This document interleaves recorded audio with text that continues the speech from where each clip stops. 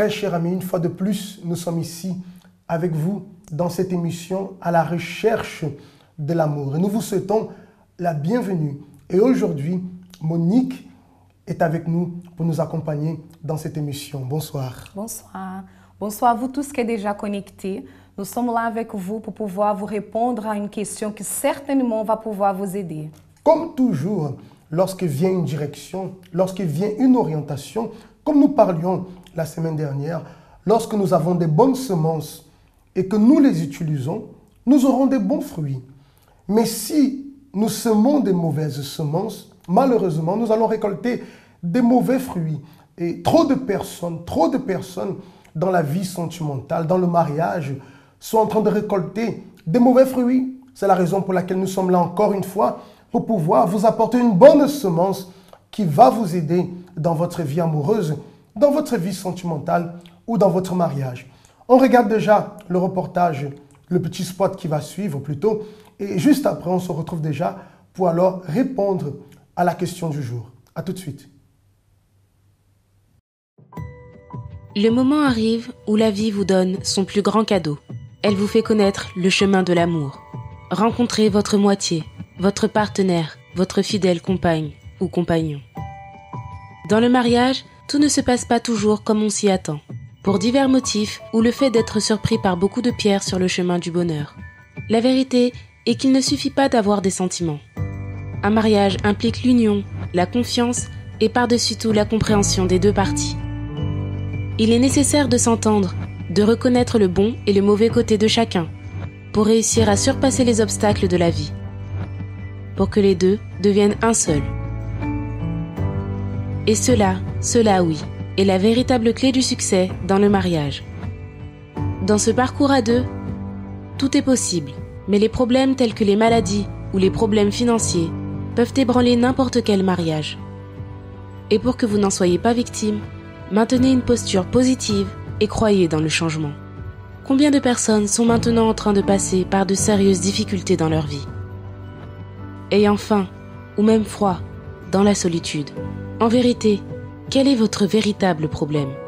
Mettez un point final à ces disputes qui ne vous emmènent nulle part. Luttez pour votre relation. Participez à la thérapie de l'amour. Une réunion du centre d'accueil dédiée à vous qui souhaitez un mariage encore plus fort.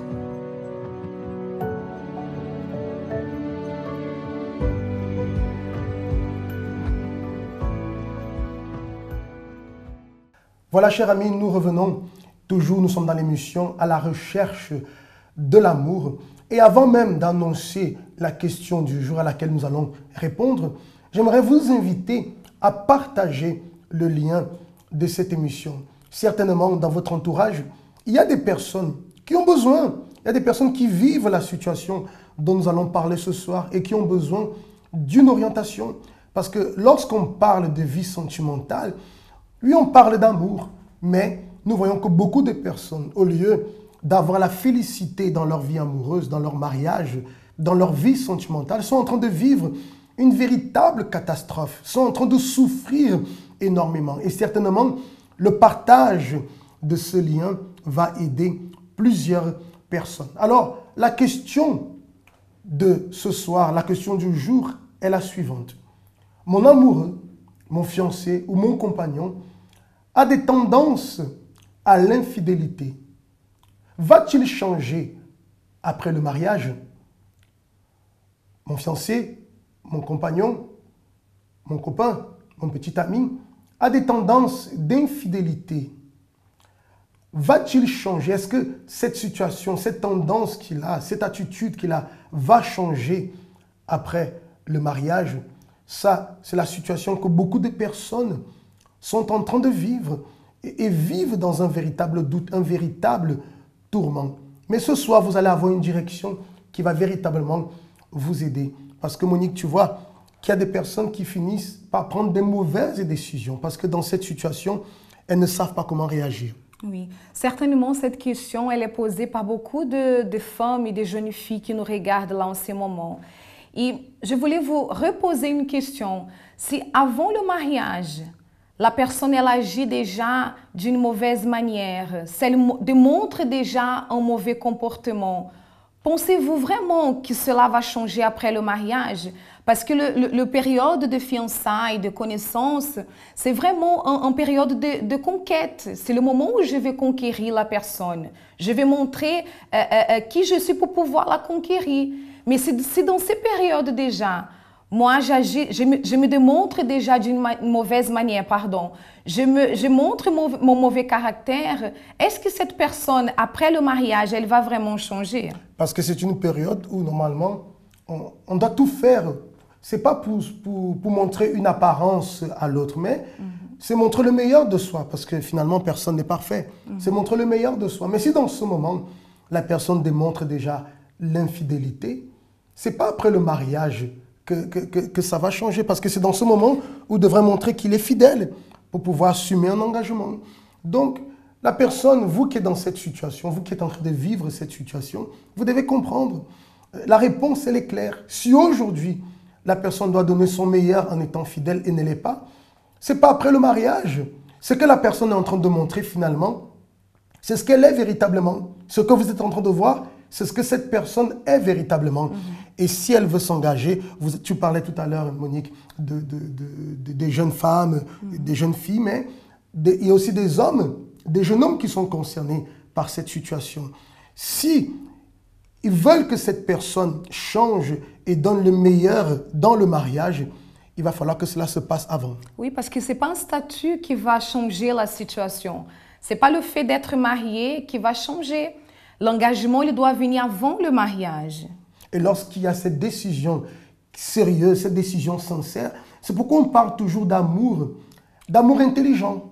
D'amour intelligent, parce que lorsqu'on laisse les sentiments, les émotions nous conduire, on finit par prendre des mauvaises décisions qui apportent, comme on dit toujours, des accidents dans la vie sentimentale. Alors, nous avons parlé au sujet de l'infidélité, mais ça arrive aussi souvent avec le fiancé qui est violent, qui est très vulgaire, qui n'a pas de responsabilité, et vice-versa aussi. Parfois, c'est la fille qui discute trop, qui est colérique. Enfin, on peut retrouver plusieurs autres situations qui sont des choses, qui sont des dangers, qui sont, je dirais, des ennemis pour le mariage. Parce que défaut, tout le monde a des défauts. Mais il y a défauts et défauts. Il y a des choses qui sont des véritables dangers pour le mariage. Donc, si aujourd'hui c'est déjà là, avant de s'engager vraiment, assumer une alliance de mariage, il va falloir que ces choses disparaissent. Oui, parce que ce que vous voyez maintenant, c'est ce que vous allez devoir supporter toute votre vie.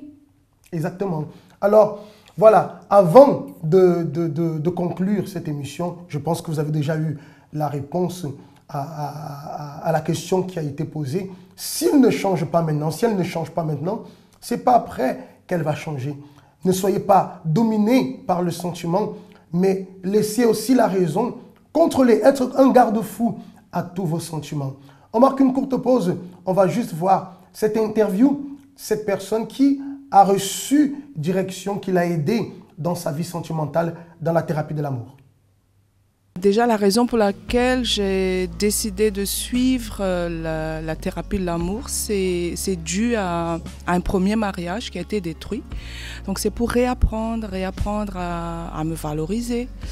Parce que j'ai bien compris que mon mariage, l'état de mon mariage, c'est le reflet de mon intérieur. Si je n'avais pas connu la thérapie de l'amour, je suis sûre que j'aurais déjà refait les mêmes erreurs dans le passé, sûrement, probablement même.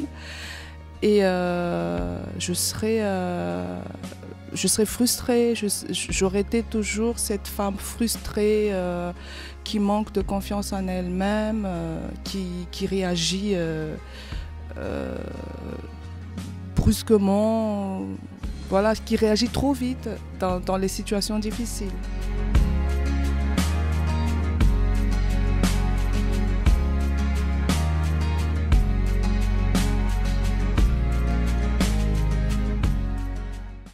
La thérapie de l'amour est en train d'aider tellement de personnes sont en train de voir les fruits de ces conférences qui sont faites chaque jeudi dans leur vie.